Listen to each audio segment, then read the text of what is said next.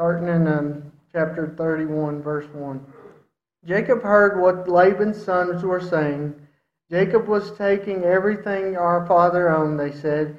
He has gained all of this wealth from what belonged to our father. Jacob noticed that Laban's feelings towards him had changed. Then the Lord spoke to Jacob. He said, "Go back to your father's land and to your relatives. I will be with you." So Jacob sent word to Rachel and Leah. He told them to come out to the fields where his flocks were. He said to them, "I see that your father's feelings towards me have changed, but the God of my father has been with me. You know that I have worked for your father with all my strength, but your father has cheated me. He has changed my pay 10 times in spite of everything that happened. God hasn't let him harm me."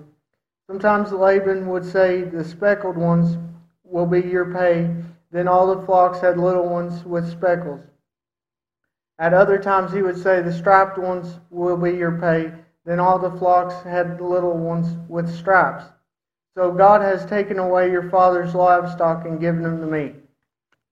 We see earlier in an earlier chapter the notice of how Laban had sons. First off, in the earlier chapter, his sons apparently weren't the ones taking care of the sheep.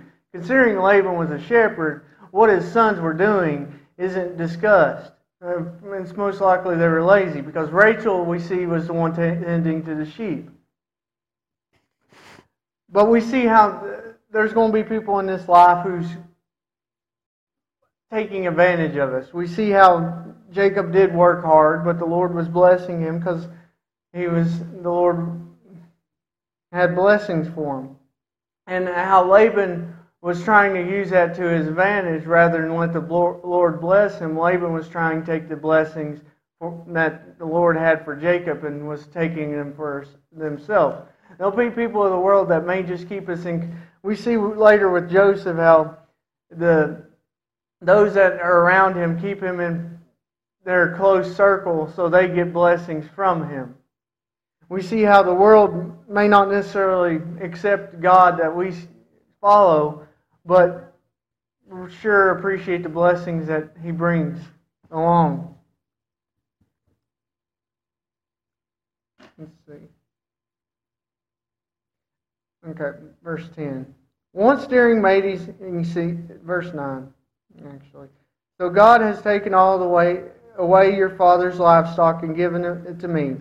Once during mating season, I had a dream. In my dream, I looked up and saw male goats mating with the flock. The goats had stripes, speckles, or spots. The angel of God said to me in the dream, "Jacob," I answered, "Here am I." Jacob, he said, "Look up, see the male goats mating with the flock. All of them have stripes, speckles, or spots. That is because I have seen everything that Laban has been doing to you. I am the God of Bethel. That is where you poured oil on a pillar. There you made a promise to me. Now leave this land and go back to your own land." Rachel and Leah replied, "Do we still have any share in our father's property? Doesn't our father think of us as strangers? First he sold us, and now he has used up what he was paid for us. All of the wealth of God took away from our father really belongs to us and our children. So do what God has told you to do." So they're on board with going back to his house, going back to his land, back to Canaan. You know, it's important. We see how he tells his wives what God's plan is, but it's more of him telling them. It's important to note that while we should consider other people when we follow God, we shouldn't allow other people to stop us from doing what God says. He's letting them in on knowing what they're going to be doing, but we see how it says he told them because God told him what to do. If I think Jacob at this point, if his wives would have said we don't need to go, he would have been like, "Well, God's telling us to go, so we're going." He would have And sometimes we got to take that aspect in life. When God tells us to do something, but people are telling us opposite, we just need to tell them, hey, answer to the Lord.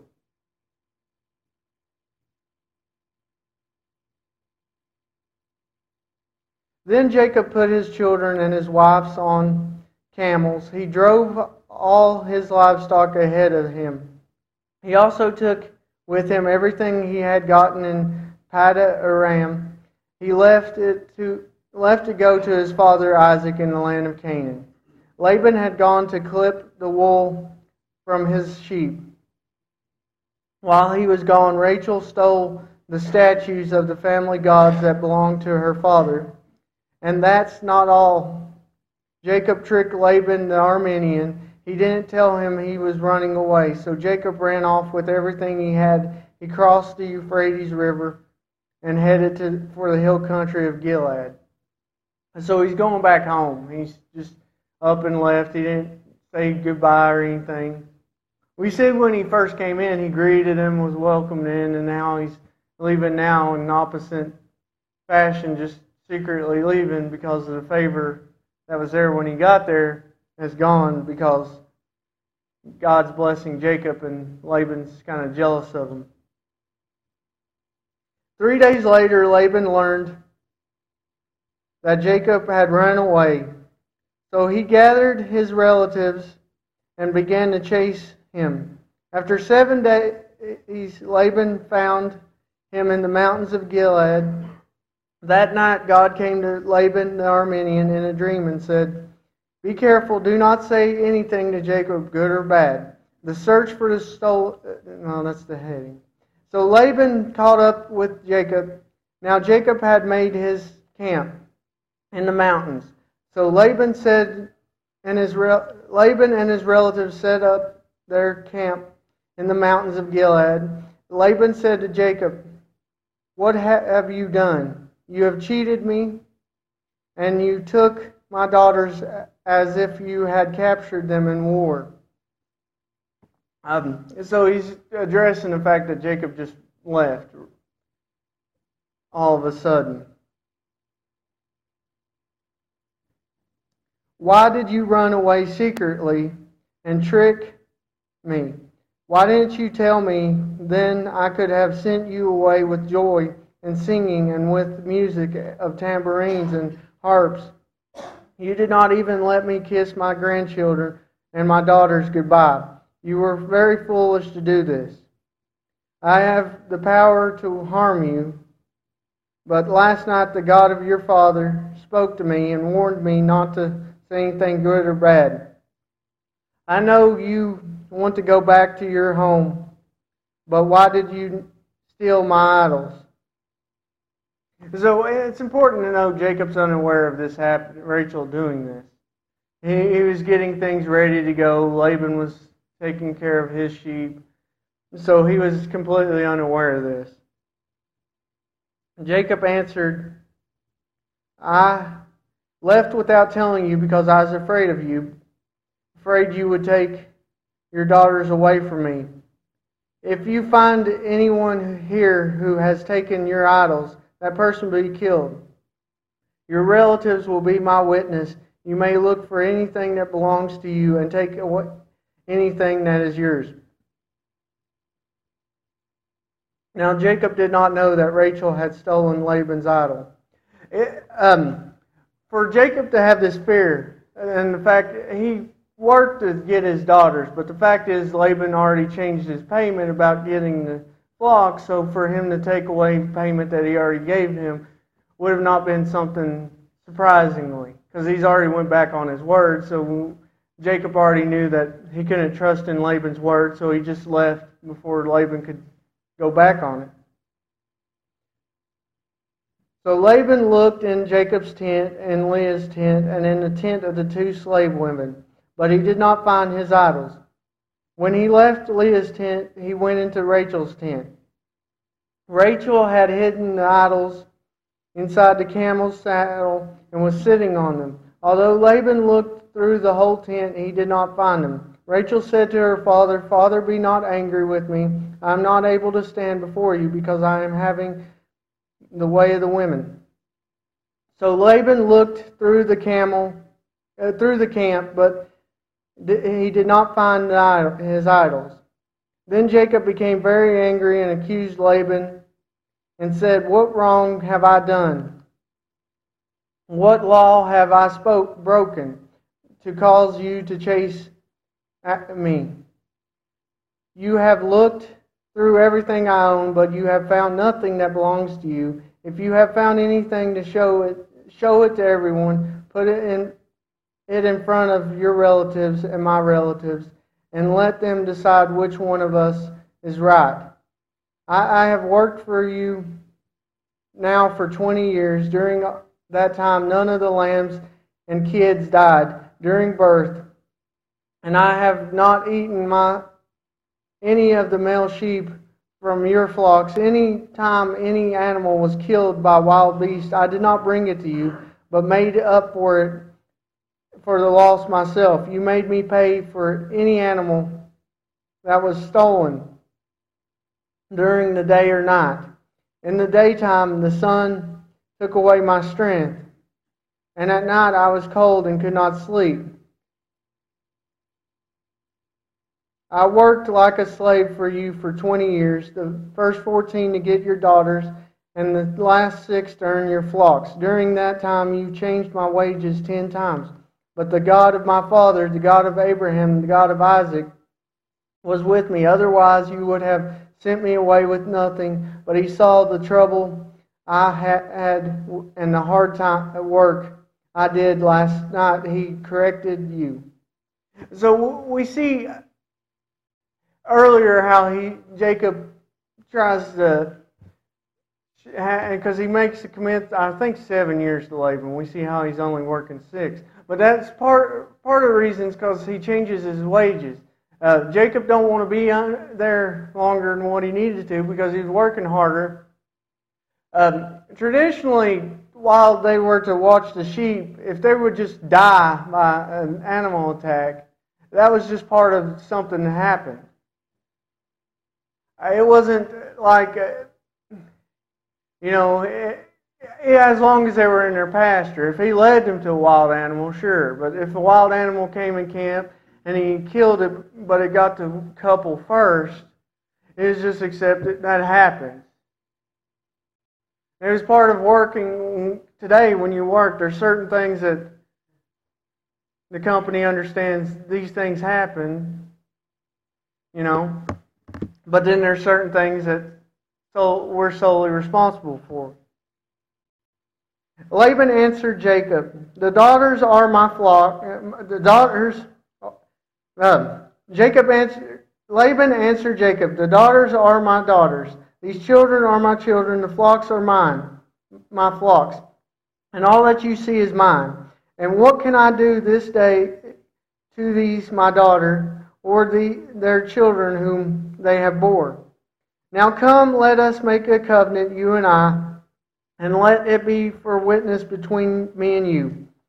Jacob took a stone and set it up for a pillar. Now these stones, we see this earlier in Bethel. These stones weren't set up as idols. They were just placements for them to remember in the covenant. Jacob set up a stone earlier so he'd remember his promise to God. So they're just remembering marks. Jacob said to his relatives, "Gather stones." They took stones and made a heap. They ate there by the heap.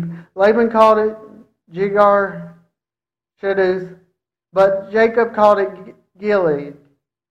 Laban said, "This heap is witness between me and you this day." Therefore it was named Gilead and Mizpah, for he said, "The Lord watches between me and you when we were absent one for another. If you afflict my daughters, or if you take wives beside my daughters, no man is with us. Behold, God is witness between me and you." Laban said to Jacob, "See this heap and see this pillar which I have set between me and you.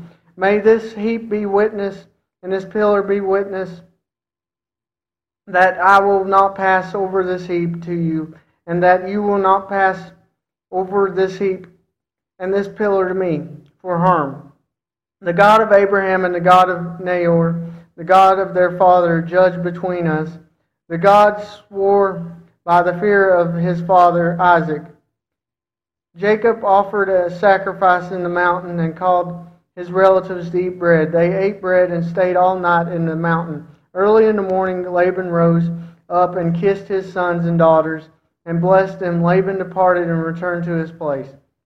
And we see in the New Testament how as Christians we're supposed to try to get as along with people as it be possible, which means as long as they don't draw us away from God or as long as our relationship with the Lord doesn't break the peace, we should try to make peace with them. And we see how Jacob here is making peace with Laban. Even though Laban clearly does not follow the Lord, Jacob has now started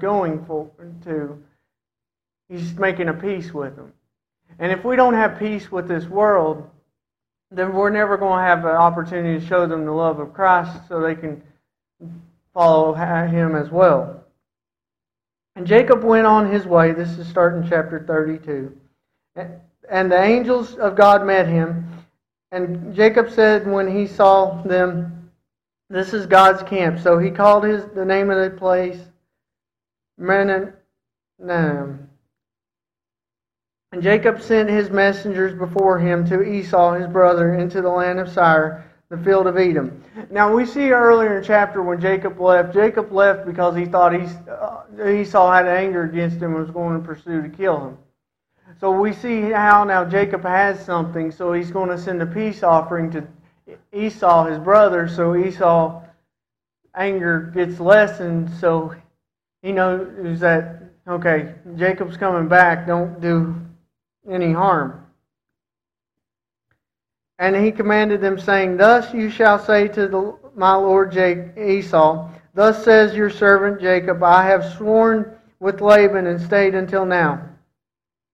And I have oxen and donkeys and flocks and male servants and female servants. And I have sent to you to tell my lord this, that I may find favor in his sight." And the messengers returned to Jacob, saying, "We came to your brother Esau, and he said he also is coming to meet you, and 400 men are with him." Then Jacob was greatly afraid and distressed, and he divided the people who were with him, and the flocks and the herds and the camels into two camps. He said, "If Esau comes to one camp and attacks it, then the camp which is left will escape." So him coming in this great number kind of shows like a military movement that he's going to attack and cause war against Jacob. So he's preparing for this. He's dividing them so everybody ain't dead. And he said, "If Esau comes to the one camp and attacks it, then the camp which is left will escape." Then Jacob said, O God of my father Abraham and the God of my father Isaac, O Lord, who said to me, "Return to your country and to your relatives, and I will do you good." I am not worthy of all the loving kindness and faithfulness which you have shown to your servant with my staff. Only I crossed over this Jordan, and now I have become two camps. Deliver me, please, from the hand of my brother, from the hand of Esau, for I fear him, lest he come and attack me and the mother and with the children. But you have said, I will surely do good and make your seed like the sand of the sea, which cannot be numbered for a multitude. And he spent that night there. Then from what he had with him, he took a present for Esau, his brother. So we see how, first off, he's trying to make peace with Esau. He's trying to do things his way. But then we see how Esau's coming after him, and Jacob knows, okay, I need to talk to God about this. You know, oftentimes in life we want to try to fix things our own, but we neglect going to God when we should consult God first, and He's going to take care of things. We see how He takes care of things as Esau's heart changes. And he spent that 200 female goats and 20 male goats, 200 ewes and 20 rams, 30 nursing camels and their young, 40 cows and 10 bulls, 20 female donkeys and 10 male donkeys. And he delivered them into the hand of his servants, every drove by itself. And he said to his servants, cross over before me, and put a space between each drove. And he commanded the foremost, saying, when Esau my brother meets you and asks you, saying, to whom do you belong, and where are you going, and whose animals are these before you? Then you will say, your servant Jacob, it is a present sent to my lord Esau, and now he also is behind us. And he commanded also the second and the third, and all who followed the drove, saying, in this way you speak to Esau when you find him. And you shall also say, your servant Jacob is right behind us, for he said, I will appease him with the present that goes before me, and afterwards I will see his face. Perhaps he will accept me. So the present crossed over before him, and let him spend that night in the camp. Now, it's important to note a little bit, Jacob took the birthright of Esau. But during this time, Jacob wasn't at Isaac's home. So it's most likely that the flocks and things Esau does have is that of Isaac. So while God was blessing Jacob by giving him Laban's, we see how Esau also has things. And he rose up that night and took his 2 wives and his 2 women servants and his 11 sons and passed over the ford Jabbok. And he took them and sent them over the brook, and sent over all that he had. And Jacob was left alone. And a man wrestled with him until the breaking of day. And when that man saw that he did not prevail against him, he touched him in the hollow of his thighs, and the hollow of Jacob's thigh was disjointed as he wrestled with him. And he said, let me go, for the day breaks.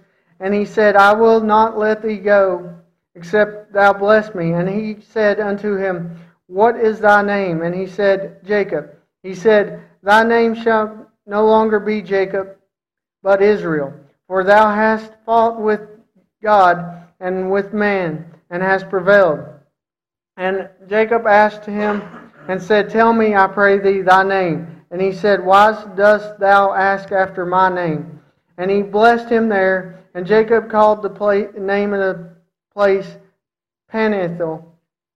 For I have seen God face to face. My soul was saved, and as he passed over Peniel, the sun rose upon him, and he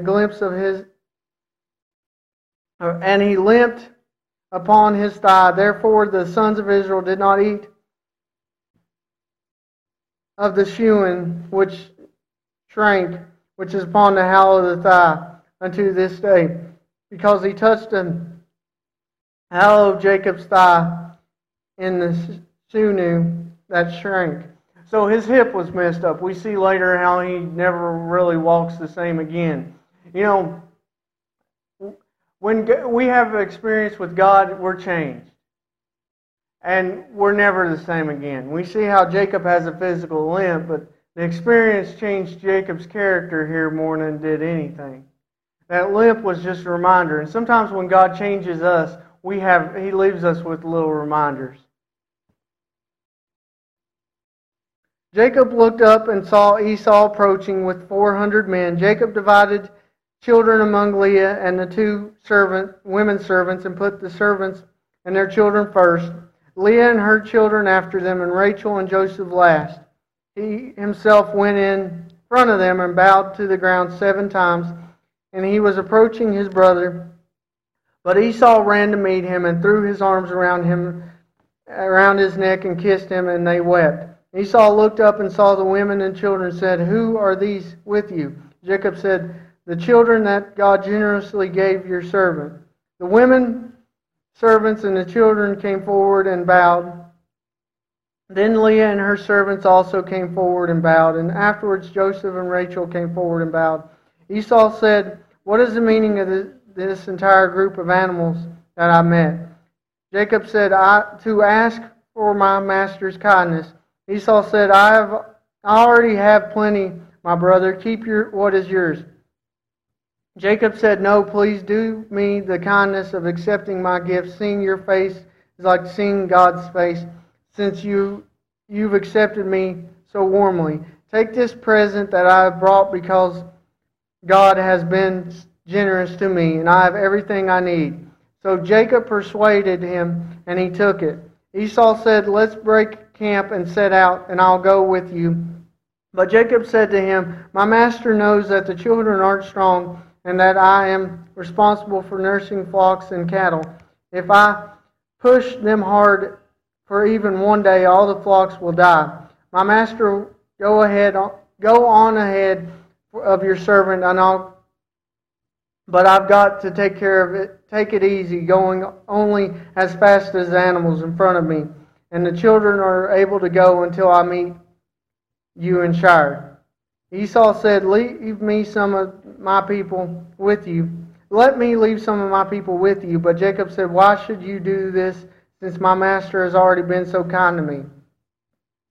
That day Esau returned on the road of Shire, but Jacob traveled to Shukoth. He built a house for himself and made temporary shelters for his animals. He named the place Shukoth. Diana and the conflict, that's a heading again. So we see how Jacob's character changed. He's more humble rather than getting what he wants. He's more willing to make peace rather than conflict as he was earlier. And so we see how God used his time with Laban to change his character. Well, you know, God may put us through things where we're treated right to change our character and humble us, just as he did with Jacob. Okay.